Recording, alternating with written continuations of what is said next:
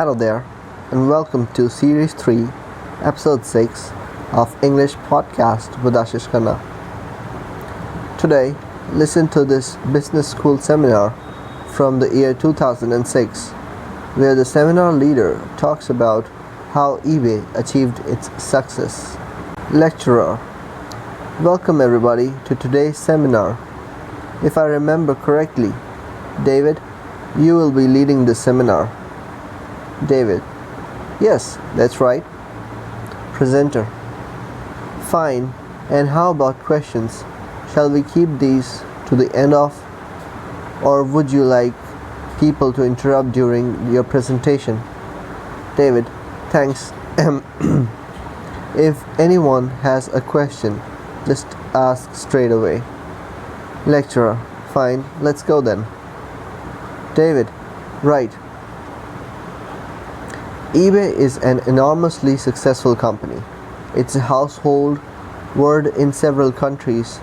In 2005, it had a turnover of $4.55 billion and it employed 11,600 people.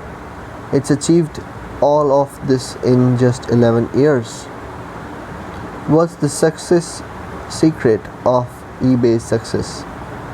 I think the key issue here is that eBay couldn't exist without the internet. There aren't many examples of companies like this. Take Amazon for example. If you don't feel like switching your computer on, you can always go around the nearest bookshop.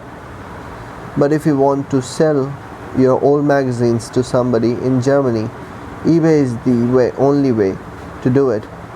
Without the net's ability to bring buyers and sellers together from different locations, there would be no eBay. So this is a big point, number one.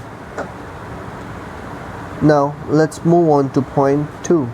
The founders of eBay, Meg Whitman, the CEO, like all of the senior staff, already had a successful business background. She brought in an experienced management team. They had a great idea, but it had to be a great profitable idea. Around this, the importance of profitability, they built their business model. Let's move on to point 3, sound business management. Did you hear of eBay during the .com boom years? Not at all. They were busy building their customer base and making money. They didn't feature stories headlining the excess of the .com boom years. Actually, I'll add another point. Point 4. eBay doesn't produce, sell, or ship anything itself.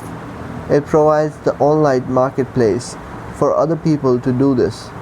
This gives its enormous financial power. Student: David, can I ask a question?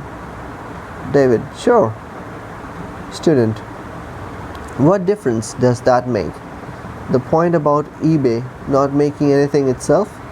David: Well, this means that they can use their capital very effectively. Their capital isn't tied up in buildings, factories, warehouses, that sort of thing. Again, their capital isn't tied up in things that are waiting to be sold. They haven't got shops all over the world with sales assistants in them. All this cost. See what I mean? Student: Sure, I get now. David: Great. Now the only problem they have run into, actually that's not true. They've had a couple of major problems. Anyway, the first problem: they arrived in a couple of key markets too late.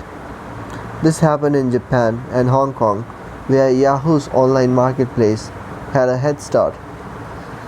The only problem, well, it's the sort of thing we have all heard about: buyers receiving stolen goods or a product different from the one they thought they'd bought, or no product at all.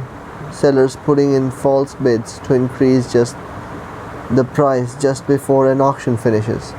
eBay admits this happens, but says that this sort of thing accounts for a very small percentage of all sales. Okay, now I'd like to have a look at just how the company has expanded over the 11 years. Well, that was the excerpt from the eBay. I hope you learned something from this podcast. Thank you for joining.